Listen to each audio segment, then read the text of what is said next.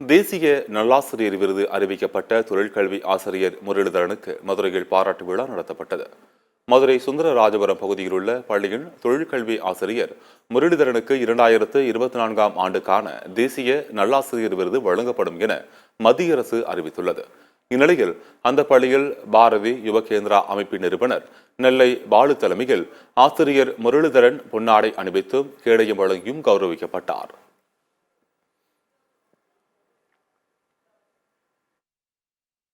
இந்த ஸ்கூலுக்குரிய ரொம்ப பெருமையான விஷயமா நான் தெரிவிச்சுக்கிறேன். இந்த ஸ்கூலுடைய நோக்கமே அதுதான். புவர் பீப்புளுக்கு நல்லது செய்யணும்.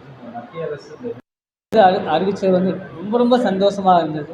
என்னுடைய வாழ்க்கையில் கிடைச்ச ஒரு மிகப்பெரிய அங்கீகாரமாக இதை நினைக்கிறேன்.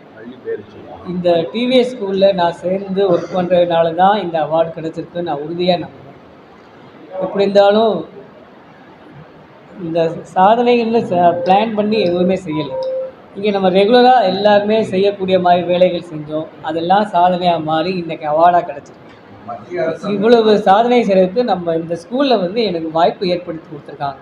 அதுக்கு நான் அந்த நிர்வாகத்துக்கு நான் ரொம்பவும் கடமைப்பட்டுட்டேன்.